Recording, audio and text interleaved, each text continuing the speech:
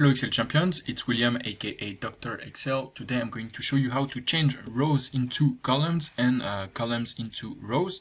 So we are going to reverse this table, for example. So what I'm going to do, I'm going to show you how to do this, and I'm going to give you the file with the formula we're going to use. It's going to be right below the video. There's going to be a link so you can download it and follow with me with everything already in the file.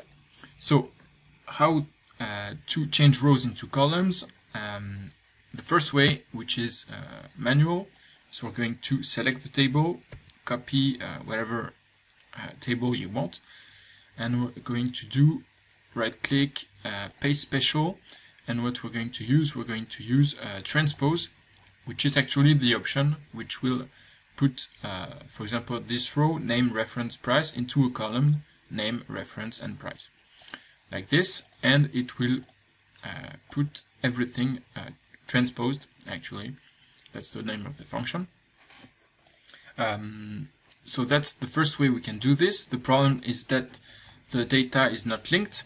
So if I change the data here, it won't change in the other table. So if you use it for computations, for example, it's not very convenient. So the other way you can do this is by using the transpose formula, which is going to be actually an array formula, which means you have to select the whole target range. So here, yeah, like this. And then you enter the formula, so transpose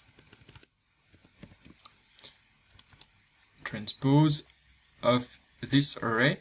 Why do I have to select everything? Because it's an array formula, so the result will be an array, so I have to select the whole destination area, and then I have to validate it with Control Shift Enter, and it's going to give me the same thing, but with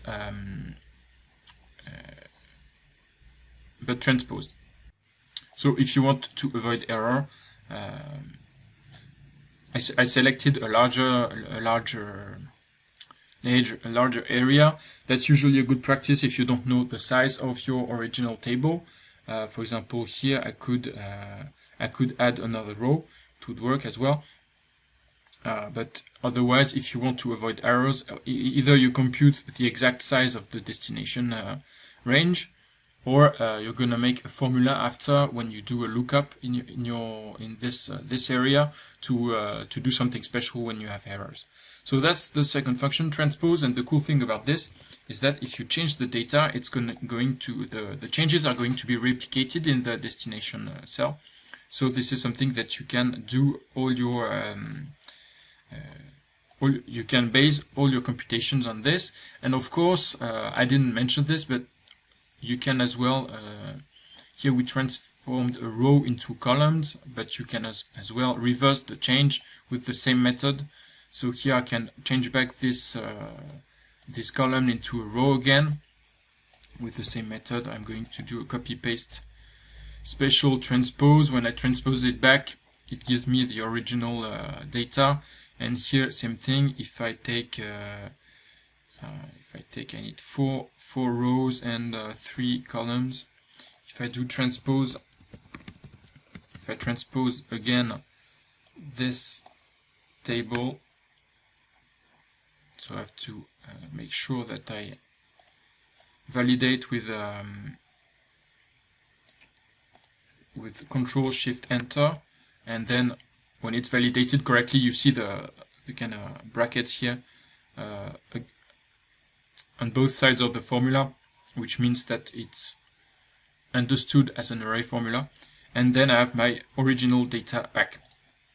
So you can do it both ways, rows into columns or columns into rows. So I hope it's going to be helpful to you to transform those data. You don't have to enter it manually. As usual, you can download the file right below. Don't forget to download it to see how the formula works. And I'll see you tomorrow for a new Excel tutorial. Don't forget to subscribe. This way you will be notified when I publish. See you tomorrow, champions. Ciao.